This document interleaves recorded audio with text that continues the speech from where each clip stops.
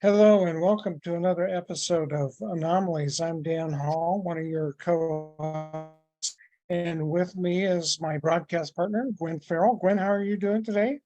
Good. How are you, Dan? You know, I'm okay for an old guy. I'm looking forward to our show. We just get to interview some very interesting people, and our guest today is no exception. And I'm going to have Gwen do the introductions because you guys have a history. I hope everybody finds this show as entertaining as I think it's going to be. So, Gwen, why don't you introduce our guest?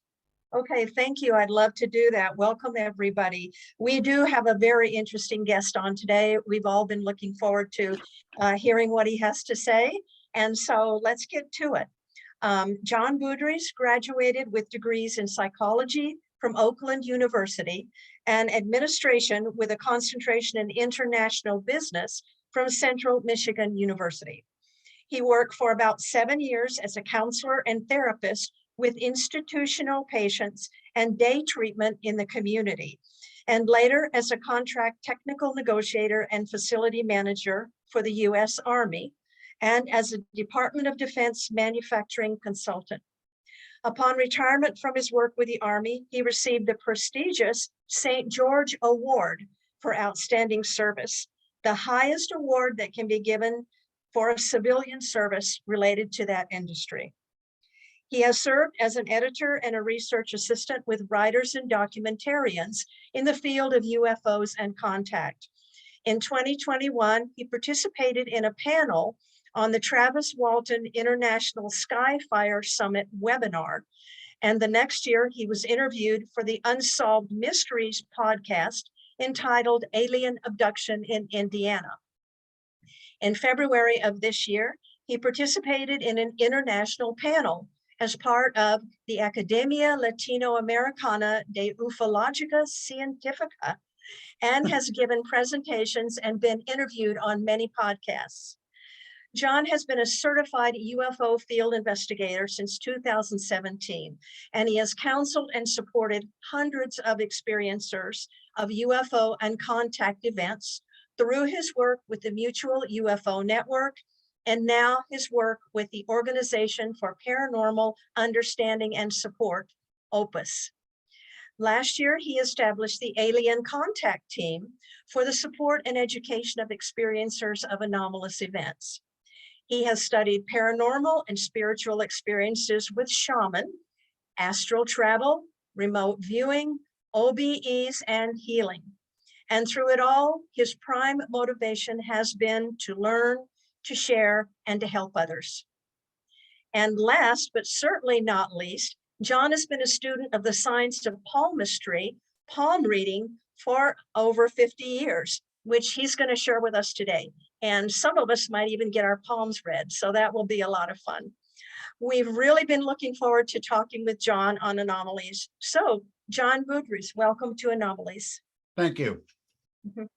Yeah, would you like to start with the questioning, Dan? We'll just kick this off. Well, let's start with the topic that we identified, palmistry. So, John, what is that? How do you define that? And how did you get into reading people's palms? I've been interested in metaphysical things since probably early junior high school. That would be about 6th, 7th grade or so. My first book was Charles Fort, Book of the Damned. Ooh, Rains of Frogs, ESP, ghosts, and UFOs. All that interested me. Somewhere in perhaps in the middle of high school or so, I picked up 2 books. One was on numerology and one was on palmistry. I actually have the one on palmistry here in front of me. Chiro, 1920, an old 1920s palmist. I read the book on numerology where you add up the numbers corresponding to each letter, and then you come up with a single number, and bingo, there you go. You're identified as sort of like astrology, a certain sign or number, and that means. I thought, what a bunch of shit. So I didn't look into that much anymore, and I read the Chiro's book about palmistry, and it seemed so simplistic. I again thought, what a bunch of shit, you know. But it was about a couple of years later. I was at a party and the topic of palmistry came up, and I said, well, I know something about that. And as I find as usual now, somebody threw their hands up, well, read my palm, you know. Oh, okay. Well, I read their palm and they thought it was pretty. I read it based on what I learned from the Chiro book, you know, what I recalled from it.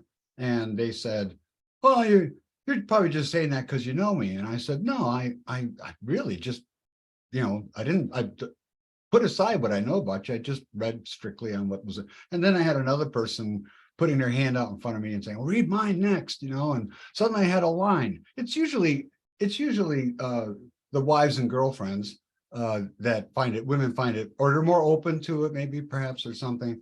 And then meanwhile, their boyfriends and husbands are standing at the other end of the room with their beers and drinks in hand, glaring at me like, what are you doing over there holding my wife's hand, you know? But it's been remarkably accurate. Over the years, I've found it's, I mean, I'm very much a scientist. I started out, my initial major in college was astrophysics. I love science. I love physics. I like all that. I try to be very much a scientist. Why palmistry would work like this? I don't know, but it does seem to have some validity. Sort of like a Mercury, you know, in retrograde period does seem like a good period not to sign major contracts. So there's some kind of validity to it. Did you want me to say what it is? Yes. Well, it's looking at the hand. Most people think of it as looking at the lines, but you look at more than just the lines. You can look at the shapes of the fingers, the spread of the fingers, the color of the hand, the texture of the hand, how many lines you have, mounts on the hands. There's many different ways that various people read palms.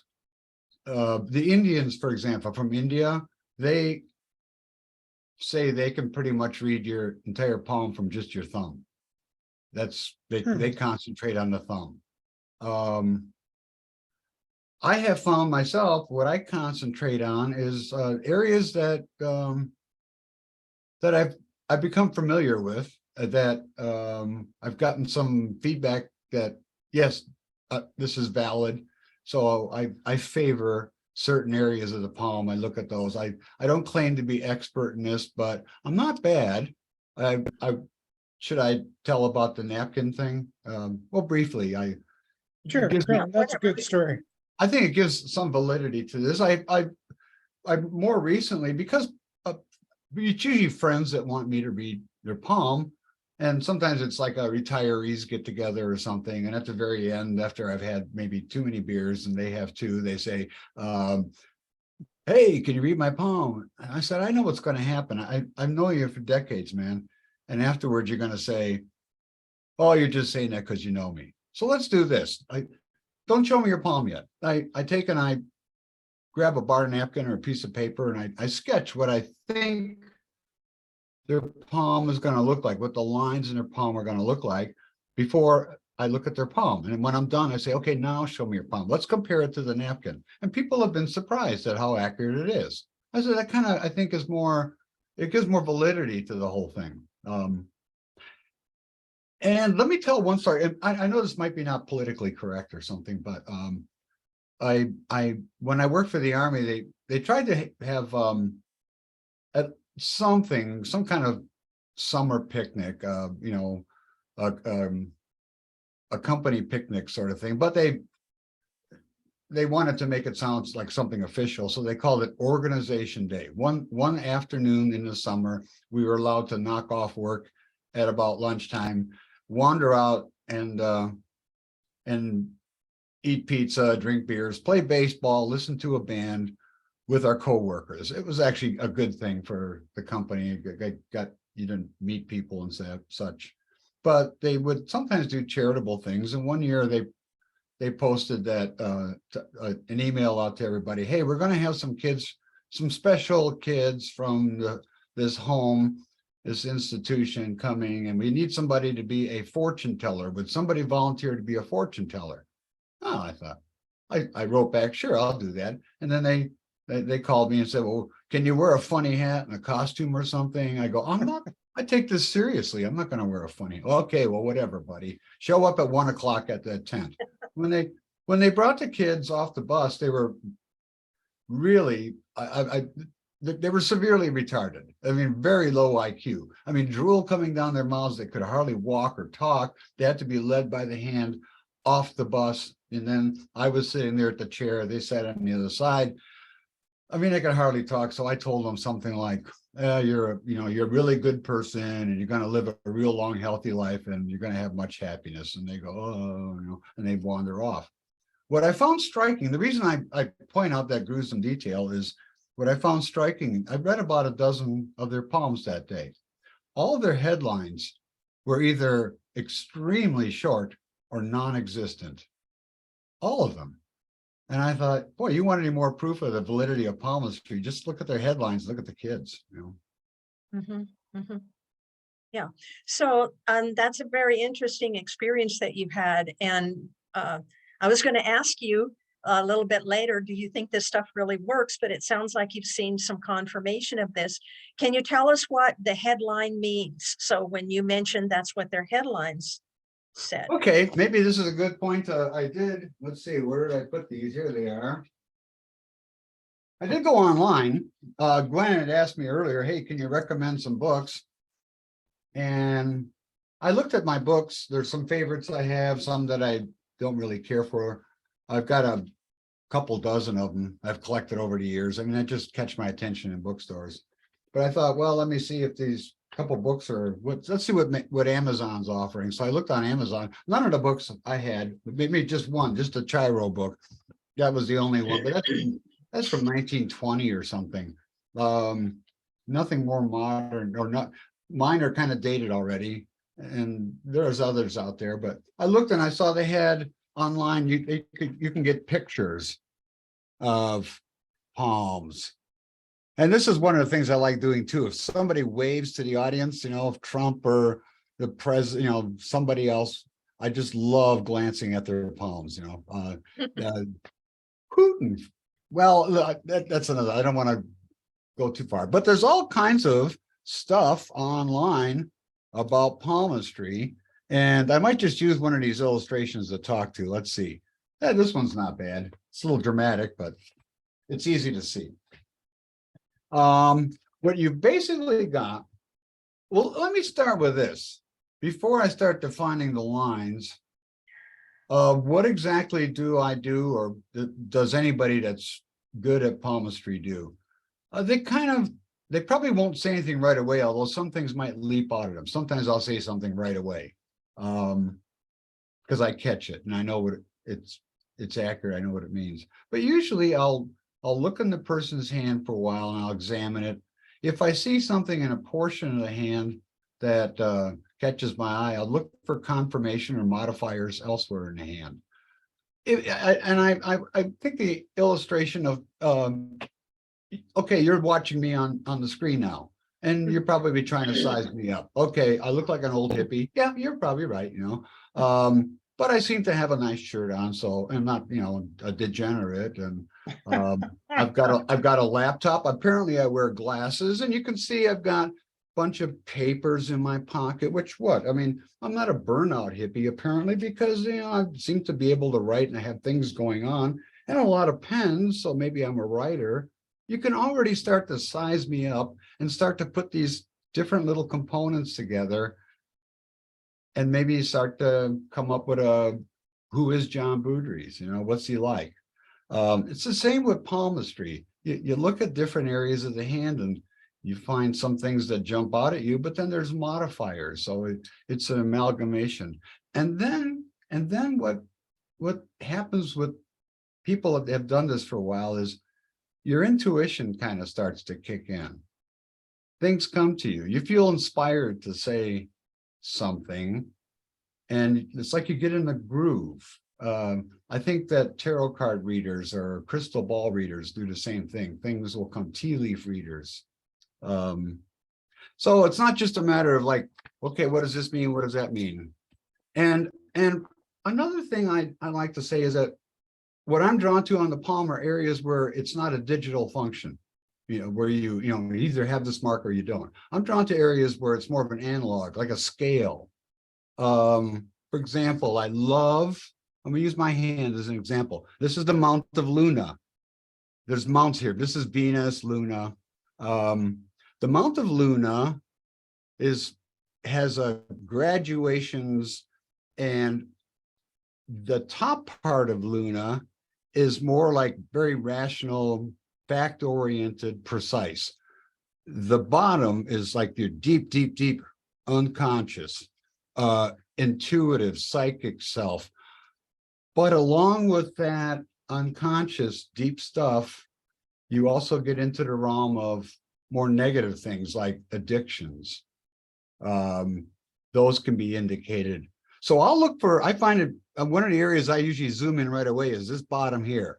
Now, if I see lines coming out of here, depending on how they run, I know that the person has things coming from deep within their unconscious. It's sometimes hard to tell if it's an addictive sort of personality or maybe a psychic deep, maybe the person really can tap in deep. But now, because Gwen mentioned the headline, this is probably a good way to, I'll use the headline, which is this second one. This first one is the heart line. And then this is what's called the lifeline. Those are the three major lines, 1, 2, 3. Depending on how this is almost like a meter on a scale. If the headline goes right straight across to this very fact-oriented area of Mount of Luna, the person is probably very good with facts and figures, is drawn to do that kind of stuff, likes facts and figures, might be an accountant, something like that, dealing with hard facts and figures. They like that sort of stuff. That's how they probably make their living.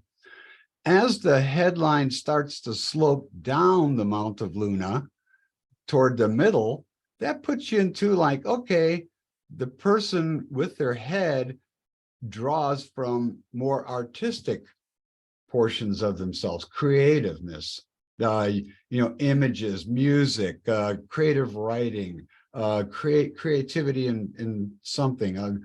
But then as it continues to slope down here, and you see a little, I guess here it is, the moon, Mount of Luna. See, I was right. But as it slopes all the way down toward here, now the person, the way their head works is, or they like their head to work, is they like to draw from deep within their unconscious. They're really, but when you get deep in the unconscious, I mean, that's the land of ghosts and goblins and dreamy sort of things. And the person might be a very strange but interesting person, maybe very intuitive, draws from that all the time. However, because that's the same area, genius and madness, from deep within, that could be a pretty weird person, maybe prone that depression sits in that area. So you have to look at other portions of the hand and modify that.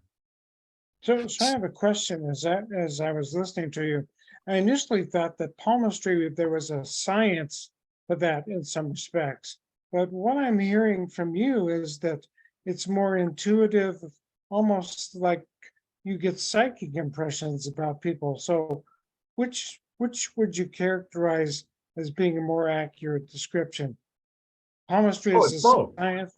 You have both. Okay. Yeah. You have the basic outline. I mean, you can buy a book like, Chiro's book, and he'll explain the meaning of each line and what it means. And maybe something like what I just said about the slope of the headline in relationship to the Mount of Luna.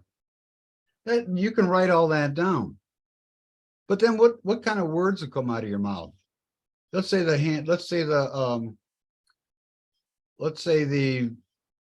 headline slopes toward the middle of Mount of Luna. That would indicate artistic creativity. Now you might look and see, okay, you can look at the fingers. You can tell there's a line that runs up here. This is the sun line. And this, real quickly, there's a lot of astrological type things mixed in too.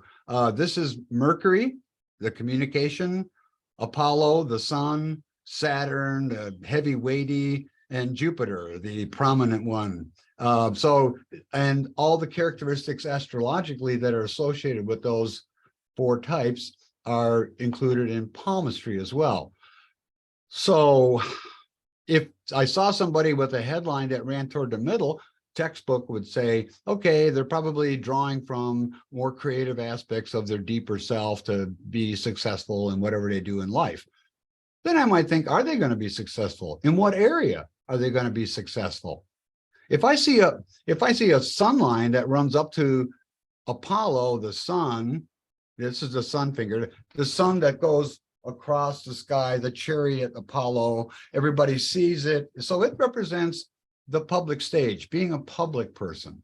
So if I see a sun line that runs up to Apollo, the sun finger, and I see a sloping headline that goes to the middle, I might put those 2 together and say, I think that you're drawn to be artistic. You like being artistic. You probably have some artistic career. And I think that the public, you'll become somewhat famous and be in the public eye because I see a sun line going up to the public finger here. If I see a line, instead of going up to Apollo here, the sun, and I see it going to this little finger, which is Mercury, the messenger, right? In astrology, that's more communications. So the person might be artistic because their headline goes to the middle of Luna, and yet their sort of success line runs to an area of communications. So now what do I say? What am I inspired to say? What's going to come out of my mouth? That's where maybe a little bit of intuition comes in. You kind of think about it for a bit and you say, I think you might have you're going to be like on the web. You're going to publish, you're going to write, create creatively, or you might have a tendency to, you're good at something like that. Or you have and then you can tell because time runs this way in the palm. So if I see a sun line that runs from here to here, this would be the first third of your life, this would be the second third of your life, and this would be the last third of your life. So with a headline that runs to the middle of Luna and the sun line in the last third of the life, you could say you'll receive recognition for your creative talents late in life, but you will receive that. Interesting. Yeah, very interesting.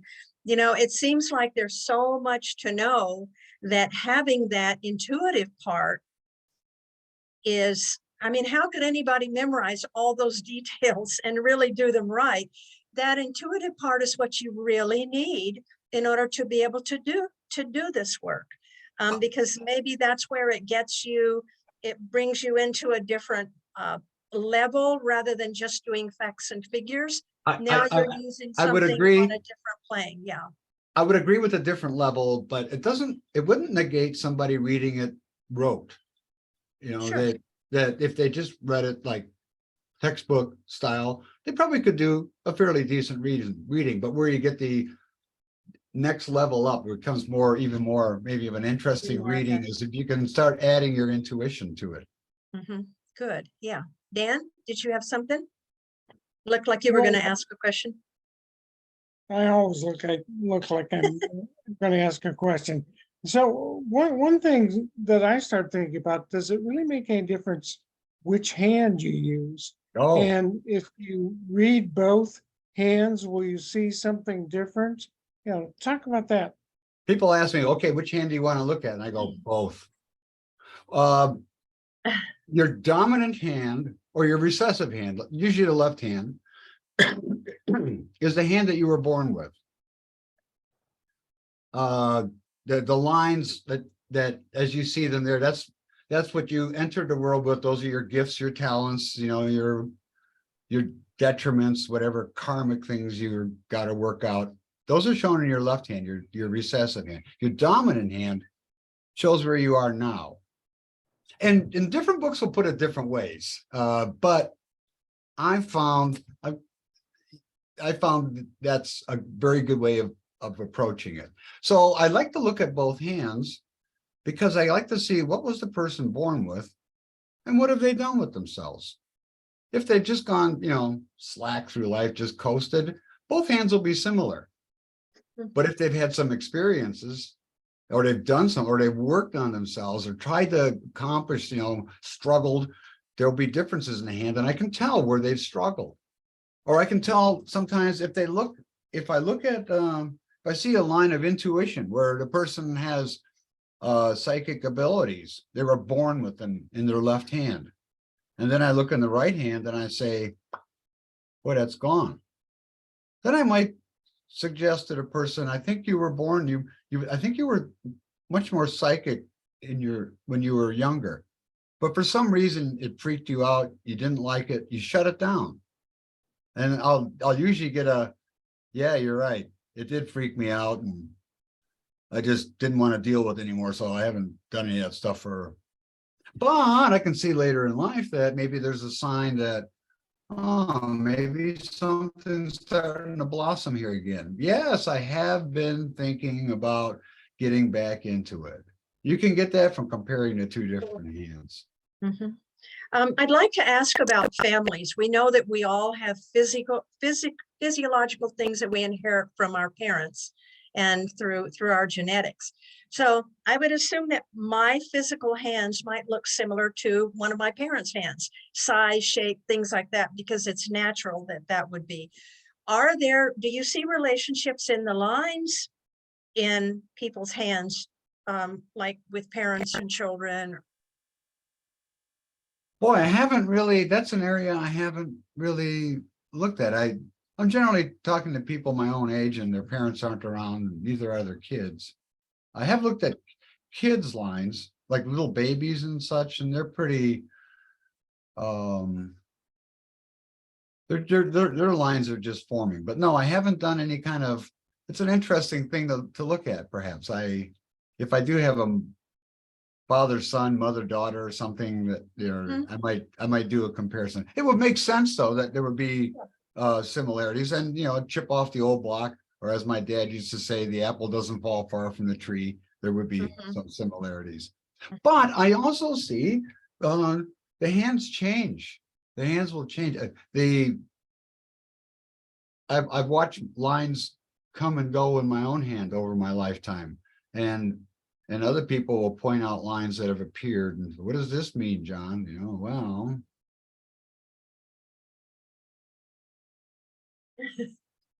Yeah. I'm sure you're not always on it, don't always know completely. I did want to ask another one, and then I'll jump in here, and then maybe Dan will have some more that he wants to ask. In earlier years, there was a science of criminology and psychology and some other things that to use to try to determine whether a person has criminal tendencies. And one of the physical things they did was like the shape of the head, the shape of the skull, or bumps on the skull. And this was something that these kind of things were really used in criminal studies a lot. And so I guess my question to you is, have you ever had an experience with a palm where you really felt that there was something that might be leading someone into, I guess, that kind of a field, or a dark, they have dark influences that are just from what you see in the hand? Yeah, there are areas that are not, things that are not as pleasant. I told you earlier about if I see lines down here, there's a line called a viva lasciva. I don't know if I'm saying it right. I've just only read the term. It's not like it comes up in everyday discussion, but that indicates a tendency toward addictions. It also, like I explained it, it's also the area that's a real deep. You might be a medium because you can really draw from deep, or it might be indicating that you have an addiction. I wouldn't rush to say you're an addict, but maybe there's some ways to tell, but I think I might mention you have a tendency toward getting addicted to things. I actually looked at I went to an online, I was invited to go because my psych background, I guess, to an online Cocaine Anonymous group meeting, you know, to help out. And there were, at my end, there were a couple women there that were both heroin addicts. And man, they had, the one that was a real bad addict had a real heavy line down here, and the other one was just that dabbled with it and had kind of a lighter line there. So you could tell that. There's a thing known as the murderer's thumb. Now, this is from the Chiro days, you know, back in the ancient days when they were trying to, gypsies and that were trying to like wow people or whatever. But the murderer's thumb is like a thumb that's a big, there's like a big bend and it looks like a hammer, you know, the thumb. And that supposedly indicates a tendency toward, you know, murdering people. But you could look in areas like there's an area here. This is called the plane of Mars, and this is Mars active and this is Mars passive. And Mars active, that if you got lines that are coming out of here in this area, that would indicate a tendency toward violence, aggressive behavior. In fact, if your heart line swoops down into this area, starts there, ooh, maybe you might not want to go on a second date with that person. There's a thing I've used a lot. I used to negotiate tank contracts with General Dynamics when I was on the Army side, trying to get a better deal for the taxpayer, and General Dynamics was over there trying to bump up the number as high as they could. I was trying to bring the number down. And these tank contracts, they were big contracts. The biggest one I worked on was a multi-year contract for something like, I don't know, 1,200 tanks or whatever it was, maybe a couple thousand maybe, but it was a $3.5 billion contract. So we're not talking chump change.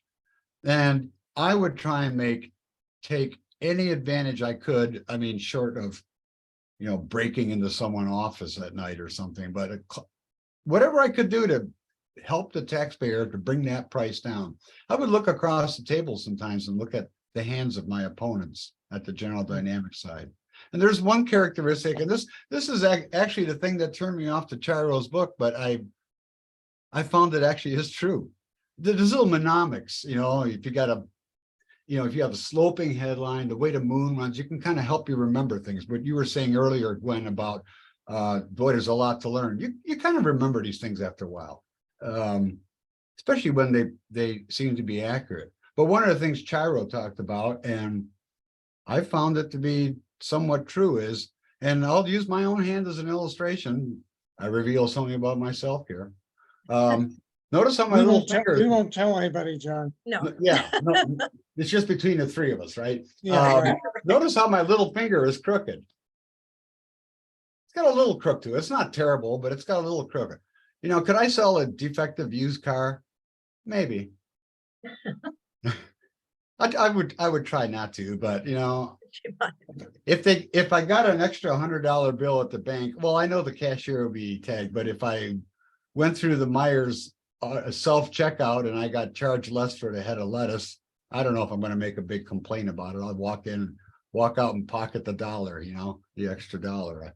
I'm not devious or terribly crooked, but I could look across the table and look at the hands of my negotiation opponents on the General Dynamics side. If they had a straight finger, I figured that was just a little indicator to me that they're probably telling me the truth. If I could see a big crooked finger, I figured they're feeding me a big line and it was bullshit. And it pretty much corresponded to the characters across the table. I'm finding it surprising. There are other things you can see just at a glance that are useful. I'm steering away from the criminal thing. Yeah, you can see some of that. I've told you a few things. I don't like to zero in on negativity. It's much nicer if you can sort of put some fertilizer on the positive things of a person's personality in life.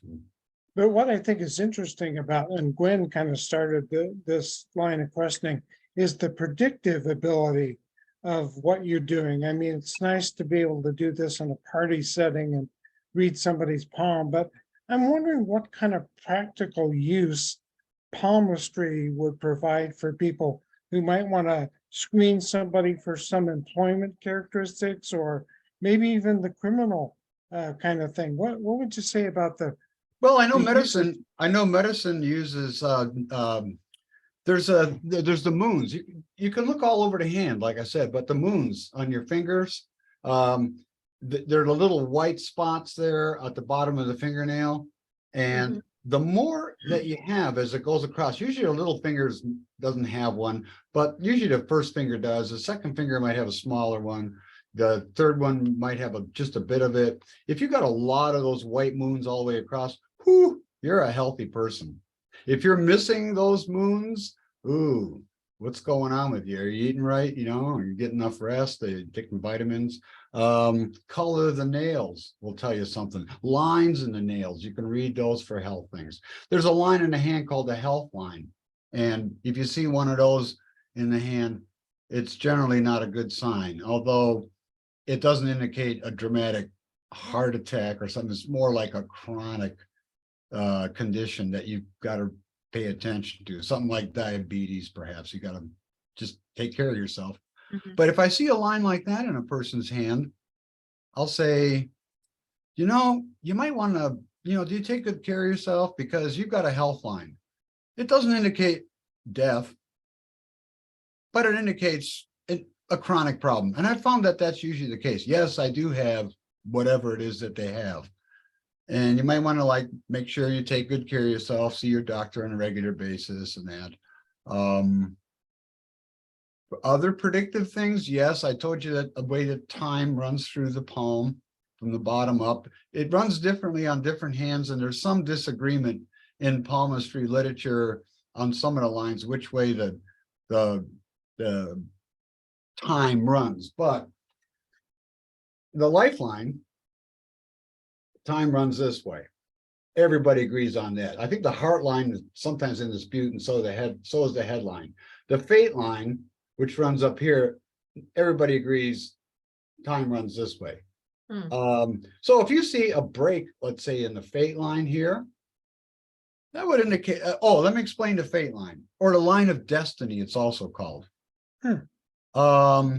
If you have a line like that in your hand, that means that you see a clear mission. You have a clear goal in your life. If you don't have a line like that in your hand, that would indicate you might be kind of drifting, aimless, or you kind of just make your own way, whatever, you know, you don't really have any particular driving ambition to do something. You just make your own future. But if there's a break in the headline, in the fate line, depending on what the break looks like, it could be an interruption in your career path. And you can time that interruption. Let's say it's halfway up. Okay, that's halfway through your life. So for me, it would be in the past. And somebody could say, oh, you got a break in the headline. Yeah, that's when I changed careers. I was really lost and kind of aimless at that point. Then I found another career and I restarted again in a different direction. Same thing with the lifeline. You might see, I often see a break, a disruption, not often, but sometimes in the lifeline. And that indicates some kind of health event, because the lifeline is like your life vitality. How much, you know, if it's a nice, deep, strong line, whew, you're full of vim and vigor and got a healthy constitution. If it's kind of a weak line with a lot of chains and interruptions, well, kind of a sickly person perhaps. But you can see the timing of the incidents. If it's down here toward the bottom, well, maybe about age 60 or 50 or something, you might have some health problem. And then a lot of times there'll be a line paralleling the lifeline. That is a line of protection. So additional energy. So yes, you might have a break here, but you'll make it through okay because you've got this additional energy that's helping you through. So you can do that kind of a prediction. Really interesting. Have you ever seen a palm that just stopped you cold, or that where there was a block or something. And I'm not really talking about just like a personality thing, like maybe you weren't real comfortable with a person, but just a hand looking at it and saying, what is that? Or why can't I seem to get a handle on this? And why do you think that was? Most of the time it's because I don't know that much. I mean, I'm not super expert at this. There are lines like the health line, and it's here. I mean, this chart kind of illustrates it. I mean, this is a fate line. Every palmist would agree that's a fate line, and this line of Apollo, that could kind of be a fate line too if it ran from this area. I mean, what do you call it? And then this one here, is this a fate line? No, this is given a different title entirely. It can be confusing at times. I've seen some hands that have bizarre lines in them, and I'm honestly very puzzled at what I'm seeing, and that's where I try and do something intuitively, but there's a guy I knew at work when I worked for the Army, and I've seen this maybe, I don't know, half dozen times, where the heart and the headline are joined, and you just got one line going across. And that's called a simian line. Why? Because chimpanzees and apes also have that. That's how their palm is formed. Mhm. The interpretation is you're kind of primitive. Isn't that simplistic? But like you're kind of selfish. You're not really caring that much about others. You're just concerned about your own needs. Your heart, you don't really have a heart about things. It's all about me, using your brain to get what you want, like a chimp or an ape would. Although even chimps and apes, they love some of their keepers. So I don't know, but I have found that the people who I've read like that are a bit little different, little almost like psychopathic. They're in it for themselves. Mhm. So it sounds like you don't expect to always know everything. You don't go into this thinking, I know everything and I'm going to tell you the truth about it. There's probably people out there who do it that way, but it sounds like you don't. There's some things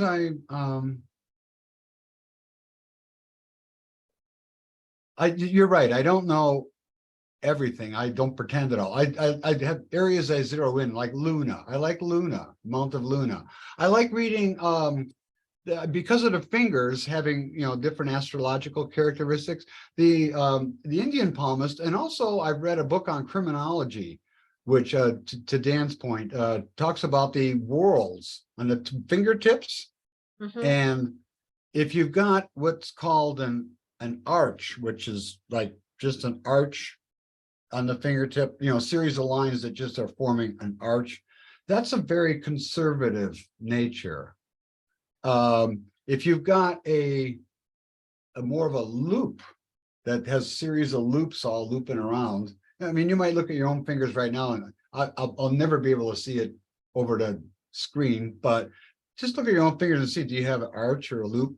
The loop is you're more of a just a regular social person that kind of a cosmopolitan, a lover of people in society. You get along with people fine. If you have what's called a bullseye, where it really is circles around here on the fingertips, that indicates someone that's a real independent thinker. And since the thumb is related to yourself, your ego, if you've got a bullseye on your thumb, I can generally tell the person, you are a person that has some very unique thoughts, and you keep them to yourself. You've got your own world inside of you. And generally the person gives me a big smile and goes, yep. And they don't tell me what's going on inside. But now depending upon which finger I find those different fingerprints on, now I can add to that, because I told you earlier, little finger is communications. So I might say, if I see a whorl, I mean, a bullseye on that fingertip, I might say, you have a unique way of communicating with people. Yes, they say, I run this really creative something or other. You know. If I see it on the sun finger, the Apollo, you know, the one that goes across the sky, everybody sees them, the public theater, then I might say, you're doing something in the public eye, and it's really different. It's different than what other people. Yep, that's, you know, usually true. If I see it on a Saturn finger, which is a finger of heavy responsibilities. In fact, any lines, people that have fate lines that lead up to the Saturn finger, I usually will tell them, you are like your mission in life is to be the responsible one. I bet you in your family, when something needs to be done about grandma's estate, they all look to you and say, what do you think we ought to do? And you're the responsible one. And generally I get, yeah, that's me. I get saddled and all that shit, you know. If you have if you have a bullseye on that finger, then you might take those responsibilities, but you might say, rather than put grandma's money in the bank, I think we should buy cryptocurrency, something a little different, you know. Something other, or invest in artificial intelligence, or I've got this, you know, whatever. If this finger here, that's Jupiter, that's the finger of leadership. Napoleon had a very long Jupiter finger, and that's something you just remember. I mean, it sticks in your head. So if you've got a bullseye there, and let's say you've got a fate, you know, other indicators that, you know, you got a long finger, and then you got a bullseye there, then that might indicate you have a tendency to be, or you're good at leading people. People look to you to be a leader, and that you don't lead in a conventional manner. You've got a unique way of leading people. Cool. So you can put that together. Really, Now, yeah. and then if you have the arches on all those fingers, then it indicates, rather than having unique and independent ways of thinking, now you're more conventional. That's a very the arch is conventional. You know, you're like conservative. You'll take grandma's money and put it in the bank if you've got an arch on this finger. Okay, that's really interesting. Would you be willing to take a look at my palm today? I've never had my palm Let's read. do it. And you Let's guys do want to it. do this? Yeah. We haven't talked about this much before, so I haven't told you what to say or not to say, but please steer away from the topics of weight and hair color and foot size. Otherwise, we'll just spend a few minutes with this today. Is that okay, Dan? You guys want to? Yeah, that's wonderful. All right, now, Okay. now what I'm going to do is I have everybody in gallery view here. I'm going to try and put you in. Well, but if I put it in speaker view, then I'm going to not be able to see your hand when I'm speaking. Well, That's okay. I'll be quiet, and maybe we'll have some questions though that come along. All right, I can tell already. Can you see? That yes, Oh. there's another thing you can use, which is the way I love to just just give me your hand and just relaxed and put it down. And then I look at where the spreads are between the fingers, which shows me how comfortable and confident a person is in their life. Like, see how I hold these two fingers together? Yeah. My public thing is leaning against the Saturn responsibility, and that I'm clinging to that because I don't really like giving public talks. I get nervous in front of people, and that's indicated by these two clinging together. A gap here indicates my communications. I don't mind talking. I'm a flapper. Oh, what about this? So I look at her hand. I go, she's pretty open. Hold it a little bit flatter to the screen. Let me see why you're. Yeah. See how she's holding her thumb away from the rest of her hand? That would indicate openness to things. I mean, it sounds simplistic, but if you think about it, somebody that's clutching tight like this, they're not very open to new things. They probably are not into UFOs or palmistry. But if they're like this, they're wide open to things. Gwen is one that's wide open to things, and apparently not, I would say, not scared of diving into things or speaking or being on just the way she's got her fingers held open. She's also, see, I'm noticing I'm reading the back of her hand. I don't even see, but you can get a lot just from looking at the back. She doesn't have, I don't see real big knuckles on her fingers, which means, and she's got nice kind of pointy, kind of smooth fingers. I think that's called a conic style, or maybe the air hand, not to say airhead, but it's more like when you have knuckles, the heavy knuckles on your fingers, the palm kind of, if you can think of it this way, I'm not sure it's totally accurate, but it's like an electrical circuit. How does electricity, how do your thoughts, how's your life force run out of you? And Gwen, when she'll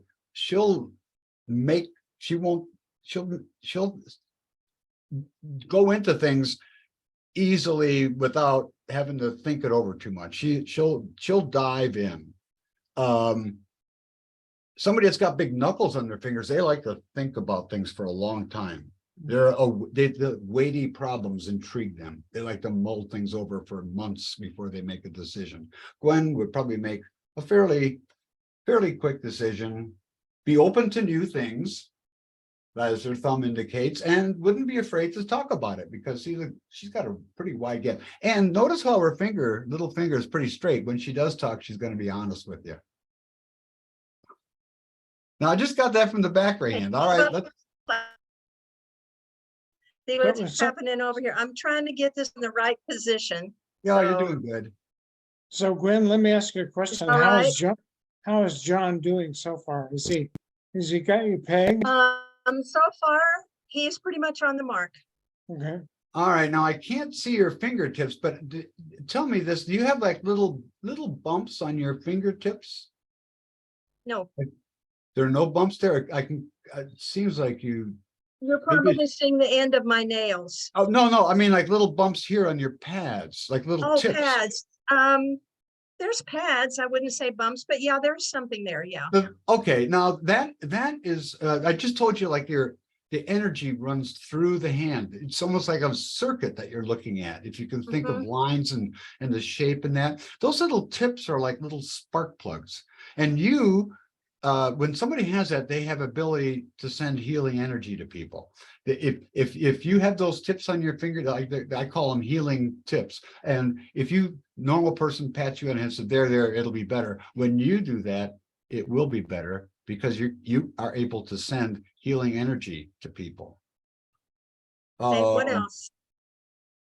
I'm looking at your headline. It goes pretty much straight across. Which one is that? Your heart line. It's a little hard to see your heart. One? Yeah, you got a big line going straight across. And if you got, have you got one line going straight across there? I already showed you the head and heart. It's hard for me to see. I have one line going straight across here. Yes. And then there's a little branch which goes down this way, the other way. And then here's the big groove right here. All right. Well, I can tell. If those two are, I've already told you what the head and heart line are. And then I told you what the simian line is. Right. So what do you think for me? That's almost like a simian line there. I don't see a distinct heart line unless it's a branch leading up. Is there a branch that's going up? Do you have like a combo? Is it connecting there? Oh, it goes up here. Yes, you got one. Oh, yeah. I got to go the other way. It goes up this way. Yeah. Then there's a little branch here. Okay. And then a main one right here. All right. I'm going to take a stab at it. I think that what I'm seeing is the heart line is extremely prominent. That one that's on top, the one that goes straight across.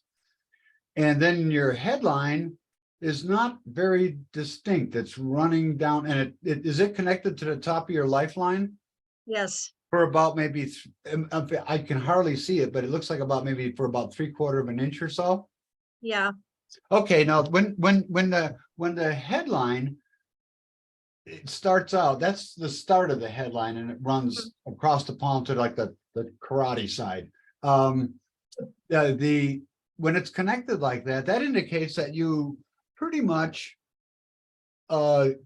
go along with the culture, the belief system that you were raised in. You accept it. You know, if your parents were Catholic, you're probably Catholic. You know, if your parents were Republican, you're probably Republican. You kind of accept that. You bought into it. When there's a separation, or when between the head and the lifeline at the beginning, that indicates a person that always thought differently. You know, up yours. I'm not going to do that. I got my own way. You know, they may have left home early because they couldn't stand it anymore. You know, yeah, I'd say because of that connection, you probably get along well with your parents and relatives, and that you probably still maintain pretty good contact with them and ascribe to the same beliefs. That heart line running across, though, that puts you in an area underneath the Jupiter finger, like that, the first finger where it terminates there. When a heart line, this is again a scale. I love this scale, the analog functions. When a heart line terminates underneath the Saturn finger, if it runs like this, Saturn is concerned with heavy, weighty material, self. So your heart, your concerns in the areas of relationships and heart are, it's all about me. I'm taking care of myself. I don't care if you have an orgasm. I have one. That was the other topic we weren't supposed to talk about. I'm not, you don't have that line, Gwen. I'm not saying anything about you. I'm No, just that's saying okay. by way of Good news, illustration, Gwen, okay? good news. Okay, if the heart line ends under the Jupiter finger, you're a giving person. You tend to give more. You're to 60% of the relationship. The other partner is the 40%. Why am I always doing more? You know, and you might see things like more idealistically than they really are. If your heart line ends in between the two fingers, you've got a well-balanced way of going. You take care of yourself, but you're also a giving person, an ideal person to be with. That's a good, I think, a good heart line. Yeah. Yours Okay. running across like that would indicate, and I don't see too many of those, that you really do see a Prince Charming, you know, you might look at things through rose-colored glasses. You might, you know, oh, this guy is like, you know, dun, dun, dun, dun, here he is, dun, dun, dun, dun, dun. He's just an ordinary person, but you kind of, you know, so you might give the person a lot more credit than they deserve, Okay. and put a lot more into it, and maybe fantasize. You know, it's not good. It would indicate a little trouble in relationships, maybe, because you see more than is really there. You think there's more than is really there. Okay, well, I would say that a lot of those things are right on the money. Dan, do you want to show us your poem for a minute, or shall we just go on with some questions? I'm probably afraid to do that after what John just did. Let's go on with some other questions. Okay. One thing that intrigued me is you were Thank you, showing John. us. Well, showing Gwen, us- let me ask you this. What percent of what I said do you think was accurate? 50%? No, I would say it's probably closer to about 70. Okay. And I couldn't see your palm very well either. Not that it And would that's have- right, you couldn't, yeah. Not that So- it would have improved my accuracy, but there was something else I wanted to say. Your lifeline looks pretty good. Looks like you've got pretty good energy and health throughout your life. That Good looks to like know. it runs good and solid. And the small headline too. I mean, the light headline would mean the heart line. That would mean you're guided more by your heart in life. That you weigh that much heavier in your life than you do your thoughts. You know, thoughts are important, facts are important, but how do you feel about it?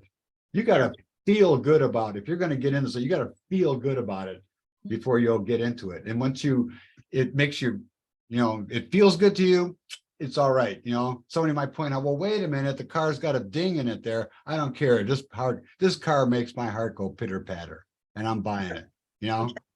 Thank you. Yeah, good stuff. Good food for thought. Dan, did you have a question? Well, one of the things that John made a little bit of a reference to that intrigued me is he had a picture of Vladimir Putin. And what I'm interested in hearing from John, if you've done this, have you looked at the hands of any controversial figures, any public figures? And if so, have you gotten any particular images from those? Well, hands?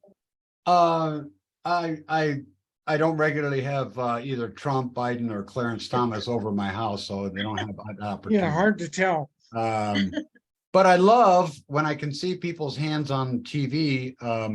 If it's a video that I can pause and take a photograph of it, great. If it's just a brief glance, I'm always looking. When they wave to the crowd, I'm going, shh, I want to see.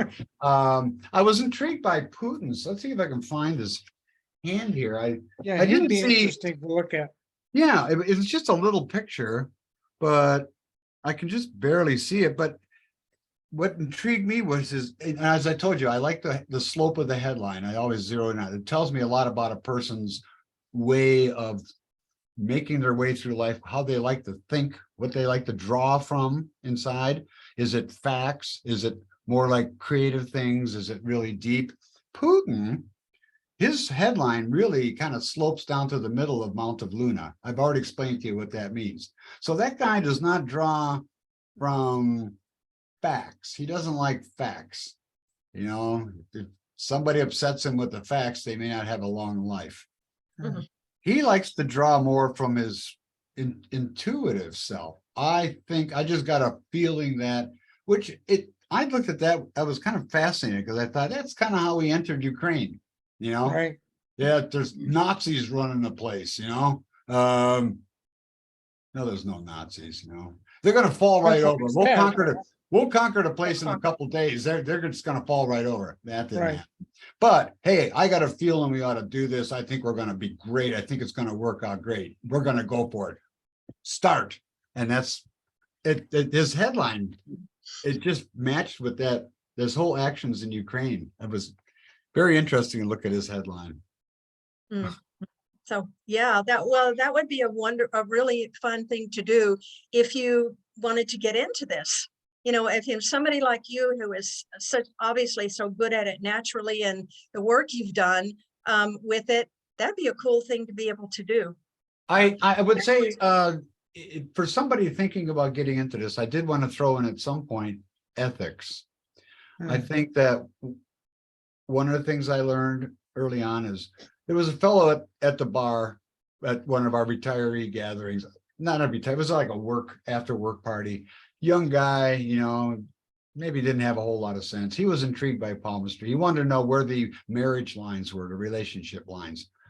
I stupidly told him. I showed him where they were. And he proceeded to spend the rest of the evening running around looking at everybody's hand and saying, oh, you're married now, but I see 2 more people in your future. And then the husband would glare at the wife and say, what's going on here? You got some designs, I was terrible. So I won't show people that portion of the hand, not unless they're really a serious student. The other thing you don't want to do is, I don't want to, I always say to people, Gwen was a rather fearless soul. Let me look at her hand there in front of everybody. But most people, I'll say, if you want me to read your hand, why don't we go to that table at the far end, and you and I will just, I don't mind. I don't mind if somebody hears. No, I insist. If afterward, because you can see it, what I could get into, Right. I mean, I can kind of tell there's ways you can kind of tell, okay, this seems like this woman's had a lot of relationships with guys and she's a hot mama. Yeah, I can tell that. And I'm not sure that the entire crowd needs to know that. I did read a poem I had a very, very good friend, psychologist, and I that became lifelong friends. And he married a secretary, rather attractive secretary that was his prize wife and that. And yeah, she was attractive, and she'd probably been around the block a few times, but apparently had not told him. And when they were at my house one time, I read his poem, and then afterwards he said, hey Terry, that was her name. How about John reads your poem? Well, okay. I said, you want to, go somewhere? No, it's okay. And I got to her relationship / marriage lines, and I said, well, you've had a lot of relationships with guys. And at that point, my friend went, hey Terry, you never told me about guys you knew before we got married. Oh, she said, that's nothing. We don't need to talk about that. Yeah, I could right. tell I could tell I'd caused some discord. And I Mhm. thought, I don't do that anymore. I always insist we do the reading in private. You want to go out afterwards and tell everybody what I said, fine. Or you want to hold some things back, that's your call, you know. And then the other thing I would say is don't predict, you're gonna die. You know, don't do that, because sometimes it's a self-fulfilling prophecy. You could have somebody that takes it really to heart. And that's another thing I do. If you for the beginner, it's good to know this. When I don't like to read palms like over the air, because one of the things you can pick up is if a person's got really soft skin, really thin, soft skin, that indicates that stuff, they're gullible. They can, and you can tell from other hands, if their hands very flexible in that, they're gullible, they're believing, stuff will soak right into them. If somebody's got a really tough skinned hand and hard, you know, hard to move fingers and that, they're going to be pretty skeptical about what you're saying. So I can be more honest with the skeptical person, but the person that's very gullible, I will be careful in what I say to them. I don't want to say something that they might go home and be bothered by it for weeks or something. You got to tailor your readings to your client. And so, and don't predict death. And for God's sakes, don't give somebody, there's a saying in science, if you give a little boy a hammer, he'll find many things that need pounding. And if you show a little boy where the marriage and relationship lines are and off they go, don't do that either. So sounds like a good tips for anybody who wants to try it.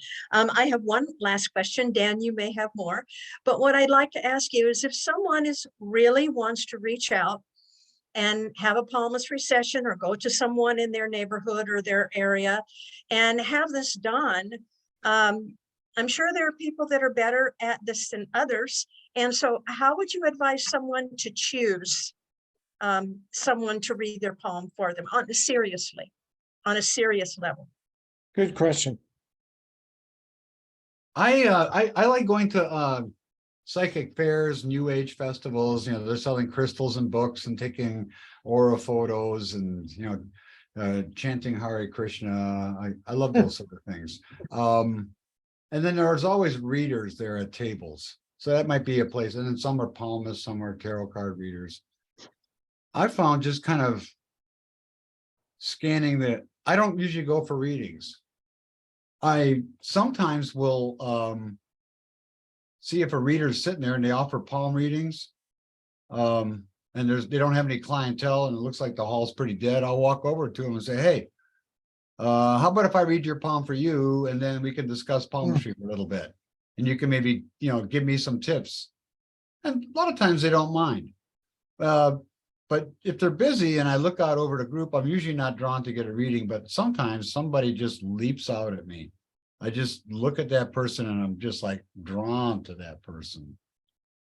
And maybe at the same time, they might happen to look up and we both lock eye contact. And I think this is somebody that, you know, maybe I should get a reading from. I use that kind of intuitive, how does my gut feel about it, you know? Because everybody's reading differently. There's some people that might read the fingers or the fingertips or the hand shape or the lines or the angles of the lines, like I like to do with the mounts and that. There's all different types. I can't really say somebody's bad or good, but maybe if they're older, like myself, it looks like they maybe have done it for a while, you know, if they're like 22 and they've got a book in front of them that they can look stuff up, stay away, you know. But it's not to say that somebody 22 couldn't be intuitive, you know. Well, John, I'd like to thank you for spending time with us today. This is all I hoped it would be, and probably a little more. There are probably plenty of things we could talk about beside palmistry, and I'd like to invite you to come back and spend some time in the future with us. And unless there's anything else, we'll just say goodbye. Gwen, do you have anything last comment? I don't. It's been a pleasure, and I may pull a palmistry book off a shelf somewhere now and look at it a little bit more carefully. I don't care to learn it, but it'll mean more to me now after learning what John has shared with us today. And yeah, thank you. Thank you. I'd like to say, if someone is intrigued by what I've said, wants to get a hold of me for some reason, Oh, yes. there's a website that I got, Gwen mentioned it earlier. It's called aliencontactteam.org. If you type in that exact address, it's mainly for people who think they've had alien contact, and we'll have a conversation with people if they like. But you could use that form, that contact form, and write, hey, I saw you on this podcast and I got some questions. I read poems, or I like to learn, or you got any advice, or, sure, I'd be willing to entertain. I'm actually supposed to be helping a meeting with so the timing of this interview is interesting. Life is kind of synchronistic like this sometimes. Synchronistic, right? When you suggested I do the palmistry rather than a myriad of other things I could talk about, the timing was very good, because tomorrow I'm supposed to meet with a person that's a medium that I actually read their poem at, much like I said at the fair. We got in a long conversation. They wanted to get back together, and she'd like to learn palmistry in exchange for a reading. Sure. So we're gonna she's gonna do a session with me. I'll teach her something about palmistry. This podcast has allowed me to kind of get a little tuned up for that. So. Good. And I think you told me that maybe you may be teaching some classes. There's a spiritual center in the next town over, and they're looking for people to do classes. And I said, I'd be willing to maybe either teach a introduction to alien contact. I thought that might be one, or introduction to palmistry, So I might be doing some of that. I don't know. Maybe my life seems to be taking me in. I think what I'm not supposed to do is die with this stuff in my head. Share it before you go. Yeah, sounds good. I found that where I live in Olympia, Washington, the community education programs are always looking for instructors. So that might be an outlet for you to do some of your classwork. Mm-hmm. Okay, yeah, they might be. They do have I live in Farmington Hills here in Detroit area, and they have a regular flyer that comes out. Here's the classes at the community center. Yeah. So it's possible, yeah. Sure. Yeah, something to look into. Share that good information and experience. So, well, this has been really fun today. Thanks. Yeah, it has. Thanks so a lot, much. John. All right. All right, Thank we'll you. see you down the line. Okay, see you soon.